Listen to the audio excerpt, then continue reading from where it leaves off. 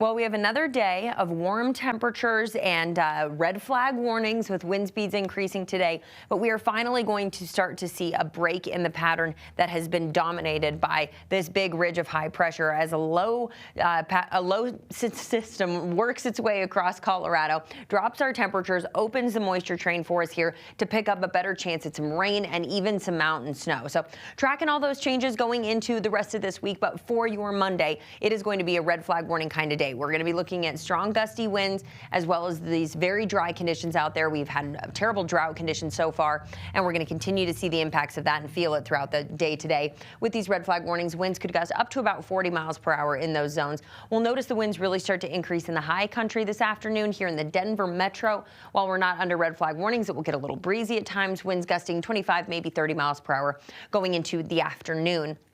And that's all ahead of the bigger changes that we're tracking for our Tuesday. High temperatures today still quite warm. We'll be in the low 80s here in the Denver area, mid to upper 80s into the eastern plains, down toward the southeastern corner of the state. Temperatures in the low 90s there. Pueblo today could get to 86 degrees for an afternoon high. The mountains will be in the 50s and 60s as the western slope heads into the 70s for today. Tonight will cool down. We'll see cloud cover increase. We'll see our temperature slide into the 40s. And then tomorrow afternoon is going to feel much cooler. It'll be a cloudier day. Temperatures only in the upper 50s. This is actually right where we should be for this time of year. It's just going to feel cool compared to the 80s. And we will have some evening rain chances here in the Denver area. So let's take you through Futurecast. Going into the day tomorrow, we'll be tracking the possibility of some light spotty showers, and they really don't pick up until the second half of the day. And just notice how spotty they are, while the high country is going to be seeing some rain and some snow.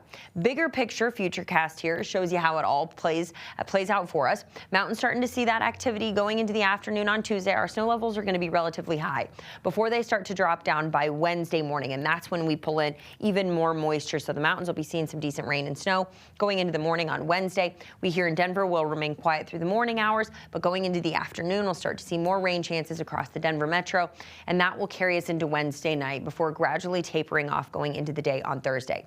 As far as snow totals are concerned in the high country, with that surge of moisture on Wednesday, we'll be seeing some decent snow totals down in some of our southern mountains, but we have more forecasted wet weather going into the second half of the week. So Tuesday, it's afternoon showers into a better chance at more rain on Wednesday. Temperatures in the 50s and 60s. By Thursday, we warm up. Mostly sunny sky on Thursday. We have a chance, an afternoon evening chance at a possible spotty shower there, as it'll be a little bit breezy ahead of Friday. And that's when we're tracking more wet weather. The potential for a little rain, even a rain-snow mix going into the day on Friday, something we are watching for that Rockies home opener game.